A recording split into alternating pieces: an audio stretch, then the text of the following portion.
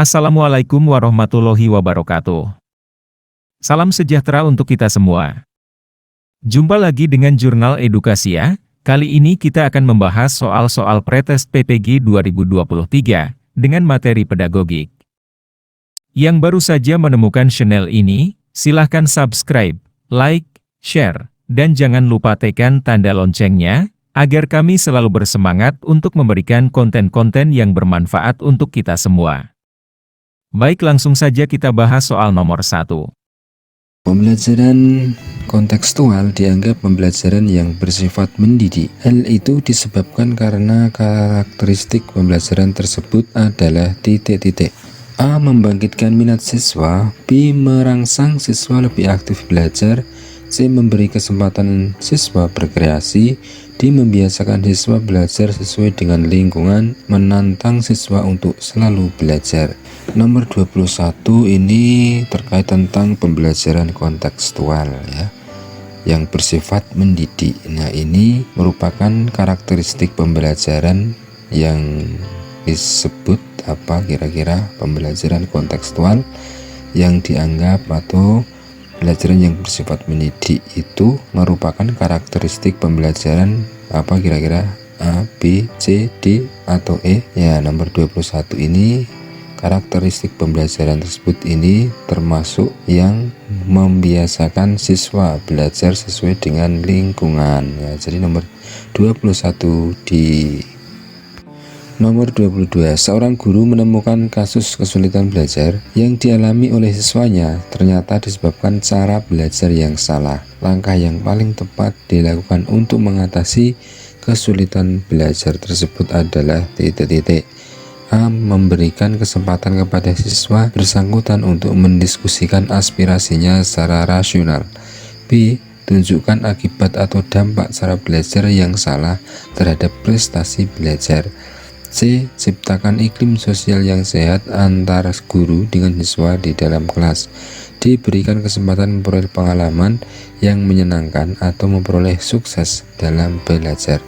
E. Ciptakan suasana yang kondusif sehingga tercipta kreativitas siswa. Jadi nomor 2 ini seorang guru menemukan siswanya mengalami kesulitan belajar. Ternyata disebabkan karena cara belajarnya itu yang salah. Nah, kemudian langkah guru itu untuk mengatasi kesulitan belajar itu tersebut bagaimana? Ya, kira-kira bagaimana langkah seorang guru itu untuk mengatasi kesulitan belajar pada anak didiknya? Kira-kira apa jawabannya? Nomor 22. Ya, nomor 22 ini jawabannya adalah menunjukkan akibat atau dampak cara belajar yang salah terhadap prestasi belajar ya. Jadi nomor 22 B ya, karena dengan cara belajar yang salah itu menyebabkan siswa itu menjadi kesulitan dalam belajar. Nah, maka siswa ini harus diberitahu sebab-sebab dan dampaknya ya, atau akibatnya cara belajar salah ini yang akan mempengaruhi prestasi. Maka untuk mengatasi kesulitan belajar ini ya, salah satu di antaranya ini yaitu apa? Menunjukkan akibat atau dampak cara belajar yang salah ini terhadap prestasi belajarnya ya. Maka nomor 22 adalah B. Nomor 23, perhatikan pernyataan-pernyataan berikut. 1. Hindari saran dan pernyataan negatif yang dapat melemahkan semangat belajar siswa. C. Ciptakan situasi kompetitif antar siswa secara sehat. 3. Jatuhkan hukuman dan sanksi yang berat atas kelalaian dan ketidaktaatan siswa yang melanggar. B. Berikan penghargaan yang tulus terhadap peringkat kelas. Dari pernyataan tersebut di atas yang dapat digunakan untuk mengatasi kesulitan belajar siswa yang memiliki motivasi dan minat belajar rendah adalah pernyataan titik-titik. A 1 dan 2, B 1 dan 3, C 1, 2 dan 3, D 3 dan 4, E 1 dan 4. Jadi nomor 23 ini adalah mengatasi kesulitan belajar yang memiliki motivasi dan minat belajar yang rendah. Nah, bagaimana caranya untuk mengatasi kesulitan belajar itu?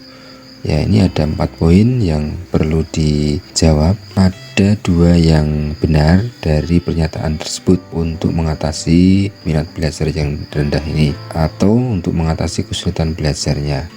Nah, maka cara yang paling tepat adalah apa ini kira-kira? Nomor 23. Ya, nomor 23 ini cara yang tepat adalah yang nomor 1 dan 2 ya. Menghindari saran dan pernyataan negatif yang dapat melemahkan semangat belajar siswa ini, hindari sepenuhnya agar motivasinya tidak turun, kemudian menciptakan situasi kompetitif antar sesama siswa secara sehat. Nah, ini juga nanti biasanya akan menumbuhkan motivasi dan minat belajar terhadap siswa atau kelas itu ya. Jadi nomor 23 adalah A. Nomor 24, pada setiap akhir kegiatan pembelajaran, guru bersama peserta didik melakukan kegiatan refleksi. Hal ini dilaksanakan untuk A. Mengukur ketuntasan peserta didik, B. Mengukur efektivitas proses pembelajaran, C. Mengukur hal-hal yang belum dipahami peserta didik, D. Menentukan langkah-langkah pertemuan berikutnya, E. Mengetahui materi yang belum terbahas dalam proses pembelajaran. Nah, ini nomor 24, kegunaan kegiatan refleksi. Nah, refleksi ini sebenarnya untuk apa toh itu? Nah, kira-kira apa kegiatan refleksi ini tujuannya adalah untuk apa? A, B, C, D, atau E? Nah, nomor 24 ini refleksi itu untuk mengukur hal-hal yang belum dipahami peserta didik. Nah, ini biasanya ada di akhir pembelajaran. Nah, itu perlu refleksi agar hal-hal yang belum dipahami peserta didik ini bisa terukur. Nah, maka nomor 24 jawabannya adalah C. Nomor 25, upaya guru dalam memberikan kesempatan kepada siswa untuk merefleksikan pengalaman belajar yang telah dialami yang paling optimal adalah dengan cara A. Guru memberikan tes atau pekerjaan rumah setiap akhir pelajaran. B. Guru menggunakan pertanyaan yang bersifat penelusuran saat pembelajaran berlangsung. C. Guru mewawancarai setiap siswa tentang capaian atau masalah belajar yang dihadapi siswa dalam belajar. D. Guru menugaskan siswa untuk menuliskan kesulitan siswa dalam belajar. E. Guru mengadakan pengamatan perilaku siswa saat pembelajaran. Nah, jadi upaya guru dalam memberikan kesempatan kepada siswa ini untuk merefleksikan pengalaman belajar yang dialami itu yang paling optimal itu dengan cara apa? Nah, kira-kira apa, dengan cara apa ya? Ini biasanya bagi seorang guru pasti setiap kali kita lakukan ya refleksi ini ya. Maka bagaimana agar pengalaman belajar itu telah dialami yang paling optimal itu? Kira-kira dengan cara apa? Nomor 25 ini ya, nomor 25 jawabannya adalah guru menugaskan siswa untuk menuliskan kesulitan siswa dalam belajar. Nah, ini jadi siswa ini diberi kesempatan untuk menuliskan hal-hal yang dialami atau kesulitan-kesulitan yang dialami ketika belajar. Nah, ini fungsinya untuk merefleksikan pengalaman belajarnya ini selama proses pembelajaran ini mengalami kesulitan atau tidak. Nah, kalau mengalami kesulitan maka bisa direfleksikan dengan menuliskan kesulitan-kesulitan itu selama proses pembelajaran. Maka nomor 25 adalah jawabannya D. Nomor 26, dalam kaitannya dengan upaya untuk memotivasi belajar siswa dan agar proses pembelajaran berlangsung efektif, maka guru perlu mengacu pada A. Metode pembelajaran, B. Pendekatan pembelajaran, C. Strategi pembelajaran, D. Gaya pembelajaran, E. Kemampuan belajar. Upaya untuk memotivasi belajar siswa agar proses pembelajaran itu berlangsung efektif. Nah, maka sebaiknya guru ini perlu mengacu pada apa? Nah, A, B, C, D, atau E? Kira-kira guru harus mengacu pada apa untuk memotivasi belajar siswa ini agar prosesnya berlangsung secara efektif? Nah, maka guru ini perlu mengacu pada strategi pembelajarannya. Nah, ini efektif atau tidak, pas, cocok atau tidak untuk pembelajaran itu. Maka jawabannya nomor 26 adalah C. Strategi pembelajaran. Nomor 27, berkomunikasi secara efektif, empatik, dan santun dengan peserta didik dengan bahasa yang khas dalam interaksi pembelajaran yang terbangun secara siklikal, yaitu dengan alur sebagai berikut: berkomunikasi secara efektif dan santun dengan peserta didik dengan bahasa yang khas dalam interaksi pembelajaran yang terbangun secara siklikal. Nah, jadi ini ada beberapa alur ya pembelajaran yang terbangun secara siklikal itu kira-kira apa? Ini ada beberapa urutan tata cara atau instruksi pembelajaran yang terbangun secara siklikal. Nah, itu kira-kira bagaimana ini untuk membangun komunikasi secara efektif, empatik, dan santun. Nah, dengan peserta didik dengan secara yang khas dalam berinteraksi ya. Pembelajaran yang terbangun secara siklikal. Ini alurnya seperti apa? Nah, nomor 27 ini alurnya itu adalah menyiapkan kondisi psikologis peserta didik ya. Jadi dibangun dulu kondisi psikologisnya peserta didik ini siap atau belum. Kemudian memberikan pertanyaan atau tugas sebagai undangan kepada peserta didik untuk merespon. Nah, jadi bagaimana respon peserta didik ini nantinya baik atau tidak untuk mengikuti proses pembelajaran. Kemudian respon yang ketiga, respon peserta didik untuk merespon. Nah, kita saling merespon. Yang keempat, reaksi guru terhadap respon peserta didik. Nah, bagaimana ketika respon dari peserta didik itu guru bisa meresponnya dengan baik, seperti apa adanya feedback dan umpan balik dari respon peserta didik itu. Nah, maka nomor 27 ini interaksi pembelajaran yang terbangun secara siklikal ini dengan alur ya. Nomor 27 ini adalah yang E ya, yaitu menyiapkan kondisi psikologi peserta didik, memberikan pernyataan atau tugas sebagai undangan pada peserta didik untuk merespon. Kemudian yang ketiga, respon peserta didik untuk merespon, dan yang keempat, reaksi guru terhadap respon peserta didik. Jadi nomor 27 adalah E. Nomor 28, salah satu contoh kegiatan guru dalam kegiatan elaborasi dalam komunikasi pembelajaran dengan para siswa yaitu titik-titik. A. Memberikan umpan balik positif dan penguatan dalam bentuk lisan, tulisan, isyarat maupun hadiah terhadap keberhasilan peserta didik. B. Memfasilitasi peserta didik melakukan kegiatan yang menumbuhkan kebanggaan dan rasa percaya diri peserta didik. C. Memberikan konfirmasi terhadap hasil eksplorasi dan elaborasi peserta didik melalui berbagai sumber. D. Memfasilitasi peserta didik melakukan refleksi untuk memperoleh pengalaman belajar yang telah dilakukan. E. Memfasilitasi peserta didik untuk memperoleh pengalaman yang bermakna dalam mencapai kompetensi dasar. Nah, ini salah satu contoh kegiatan guru dalam kegiatan elaborasi. Nah, itu dalam komunikasi pembelajaran dengan para siswa itu yang seperti apa kira-kira ya, kegiatan elaborasi. Kira-kira apa jawaban nomor 28 ya? Nomor 28 kira-kira apa jawabannya? A, B, C, D atau E?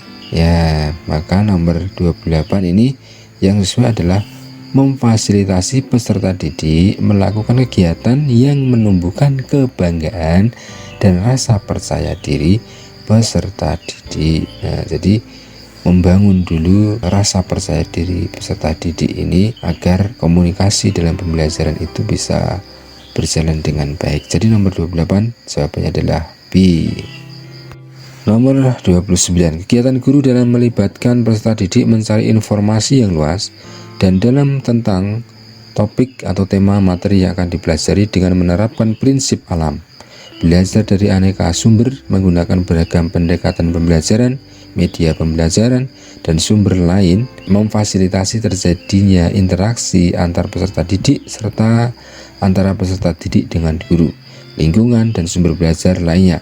Melibatkan peserta didik secara aktif dalam setiap kegiatan pembelajaran dan memfasilitasi peserta didik melakukan percobaan di laboratorium, studio, atau lapangan. Itu disebut kegiatan titik-titik. A. Elaborasi, B. Eksplorasi, C. Konfirmasi, D. Browsing, C. Contextual teaching learning. Jadi nomor 29 ini adalah kegiatan guru yang melibatkan peserta didik untuk mencari informasi yang luas. Informasi ini didapatkan dari mana? Nah, belajar dari aneka sumber belajar dengan menggunakan pendekatan pembelajaran, baik dengan media pembelajaran, sumber belajar lain, kemudian memfasilitasi terjadinya interaksi antara peserta didik, antara guru dan lingkungan sumber belajar lainnya. Nah, ini semua itu adalah kegiatan apa ini? Ya, apalagi guru juga memfasilitasi dengan melakukan percobaan di laboratorium, studio, atau lapangan. Nah, ini disebut kegiatan apa? Elaborasi, eksplorasi, konfirmasi, browsing, atau konteks teaching learning ya, contextual teaching learning. Jadi kira-kira nomor 29 jawabannya apa? 29 ini jawabannya adalah eksplorasi, mengeksplor. Nah, kegiatan-kegiatan dengan memanfaatkan berbagai macam topik dan materi pembelajaran yang luas. Nah, maka dieksplorasi dengan cara kegiatan eksplorasi. Nomor 29 jawabannya adalah B, eksplorasi. Nomor 30, salah satu kegiatan guru untuk mengetahui tingkatan penguasaan kompetensi prasyarat peserta didik adalah titik-titik. A, melatih siswa mengerjakan soal ujian nasional. B, mengidentifikasi siswa yang mampu berbahasa Inggris. C, melakukan kegiatan pretest. D, melakukan post-test. E, melakukan keulangan harian dadakan atau spontanitas. Nah, ini kegiatan guru untuk mengetahui tingkatan penguasaan kompetensi prasyarat. Nah, kalau kompetensi prasyarat peserta didik maka diperlukan apa? Salah satu kegiatannya A, B, C, D, E ini ya. Kira-kira apa? Melatih siswa mengerjakan soal ujian, atau mengidentifikasi siswa yang mampu berbahasa Inggris, atau melakukan kegiatan pretest atau post-test atau ulangan harian dadakan. Nah, ini yang paling sesuai adalah untuk mengetahui, berarti di sini kaitannya tentang hasil, belum diketahui hasilnya. Maka untuk mengetahui hasilnya itu maka harus dilakukan dengan apa? Kegiatan pretest. Nah, nomor 30 adalah melakukan kegiatan pretest. Jadi jawabannya adalah C. Demikian soal-soal untuk persiapan pretest PPG 2023. Mudah-mudahan bermanfaat dan bisa memberikan tambahan referensi bagi sobat semua. Terima kasih. Wassalamualaikum warahmatullahi wabarakatuh.